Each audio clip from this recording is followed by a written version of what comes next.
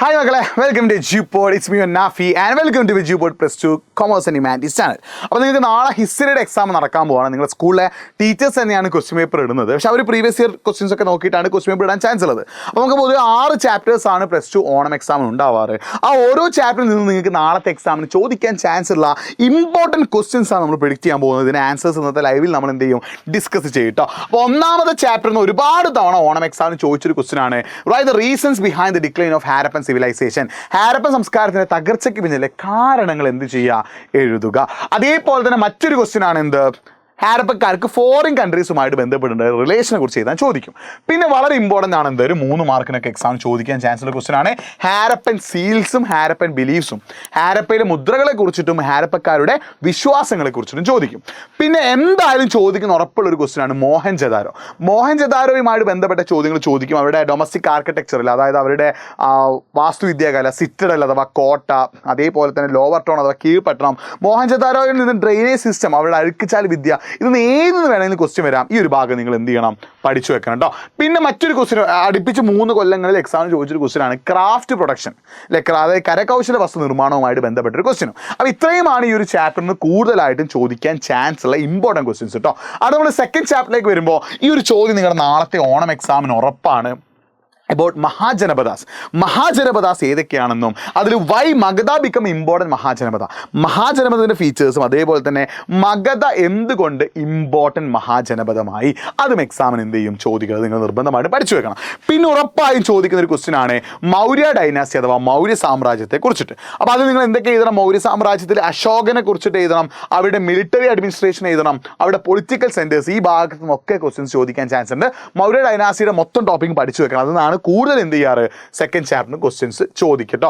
പിന്നെ എന്താണ്, മൗര്യ സാമ്രാജ്യത്തിലെ മിലിറ്ററിയെ കുറിച്ച് സെപ്പറേറ്റ് ആയിട്ട് എക്സാമിന് ചോദിക്കും. മൗര്യ സാമ്രാജ്യത്തിലെ സൈന്യത്തെ കുറിച്ചിട്ട് സെപ്പറേറ്റ് ആയിട്ട് എക്സാമിന് എന്ത് ചെയ്യും, ക്വസ്റ്റ്യൻസ് ചോദിക്കും. ഇത്രയുമാണ് സെക്കൻഡ് ചാപ്റ്റർ നിങ്ങൾ കൂടുതൽ ഇമ്പോർട്ടൻസ് കൊടുക്കേണ്ടത്.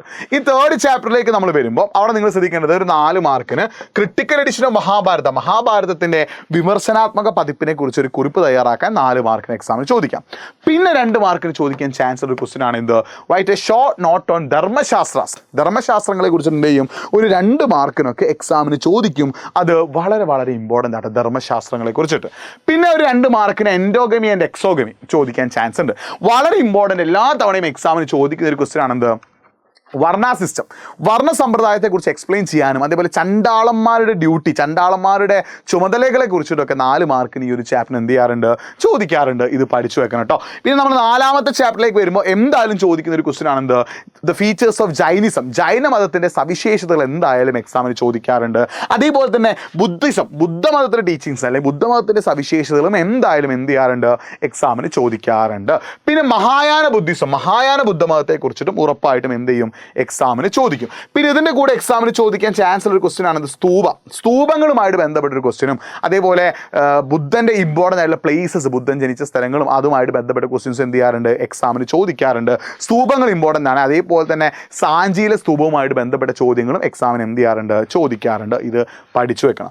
അടുത്തത് നമ്മുടെ ട്രാവലേഴ്സ്, അതായത് ഈ സഞ്ചാരികളെ കുറിച്ചുള്ള പാഠത്തിൽ ചോദിക്കുക ഒന്ന് അൽബിറൂനിയെ കുറിച്ചിട്ടും അൽബിറൂനിയുടെ പുസ്തകമായിട്ടുള്ള കിതാബ് അൽ ഹിന്ദിനെ കുറിച്ചുള്ള ചോദ്യങ്ങൾ ഉറപ്പാണ്. അത് നിർബന്ധമായിട്ടും പഠിക്കണം. പിന്നെ ഈ ഇബ്നു ബത്തൂത്തയെ കുറിച്ചിട്ടും അതേപോലെ അദ്ദേഹത്തിൻ്റെ കമ്മ്യൂണിക്കേഷൻ, അദ്ദേഹം ഇന്ത്യയിലുള്ള ഒരു കമ്മ്യൂണിക്കേഷൻ സിസ്റ്റത്തെ കുറിച്ചിട്ട്, ഒരു ആശയ വിനിമയ സംവിധാനത്തെ കുറിച്ചിട്ടും പറയുന്നുണ്ട്. അതേപോലെ ഇന്ത്യൻ സിറ്റീസ്, ഇന്ത്യയിലെ നഗരങ്ങളെ കുറിച്ചിട്ടും പറയുന്നുണ്ട്. ആ ഒരു ഭാഗം പഠിച്ചു വെക്കണം, വളരെ വളരെ ഇമ്പോർട്ടൻ്റ് ആട്ടോ. അപ്പോൾ ഇബ്നു ബത്തൂത്തയുമായിട്ട് ബന്ധപ്പെട്ട കാര്യങ്ങളൊക്കെ പഠിച്ചു വെക്കുക. അടുത്ത ഫ്രാങ്കോയിസ് ബേണർ എന്താണ്, ഈസ്റ്റിനെയും വെസ്റ്റിനെയും, കിഴക്കിനെയും പടിഞ്ഞാറിനെയും കമ്പയർ ചെയ്തുകൊണ്ട് ആണ് അദ്ദേഹത്തിന് പുസ്തകങ്ങൾ എഴുതിയത്. ആ ഒരു കമ്പാരിസണുമായിട്ട് ബന്ധപ്പെട്ട കാര്യങ്ങൾ എന്ത് ചെയ്യാം, എക്സാമിന് ചോദിക്കാറുണ്ട് കേട്ടോ. അടുത്തത് എന്താണ്, ഇതിൽ ചോദിക്കാൻ ചാൻസ് ഉള്ള ഒന്നാണ് അതായത് സ്ത്രീകളുടെയും അടിമകളുടെയും അവസ്ഥ, the situation of women and slaves during that period. അന്നത്തെ കാലത്ത് സ്ത്രീകളുടെയും അടിമകളുടെയും അവസ്ഥയെക്കുറിച്ച് എല്ലാ തവണയും ഓണം എക്സാമിന് കാണുന്ന ഒരു ക്വസ്റ്റ്യൻ ആണ്. നിർബന്ധമായിട്ട് നിങ്ങൾ എന്ത് ചെയ്യണം, അത് പഠിച്ചു വെക്കണം കേട്ടോ. നോക്കിക്കുക. അപ്പോൾ ഇത്രയുമാണ് ഈ ഒരു ചാപ്റ്ററിൽ ഇമ്പോർട്ടൻ്റ് ആയിട്ട് വരുന്നത്. ഇനി നമ്മൾ അവസാനത്തെ ചാപ്റ്ററിലേക്ക് കിടക്കുകയാണ് ഓണം എക്സാമിനുള്ള. അതിൽ ഭക്തി പ്രസ്ഥാനത്തെക്കുറിച്ചുള്ള ഒരു ചോദ്യം ഉറപ്പാണ്.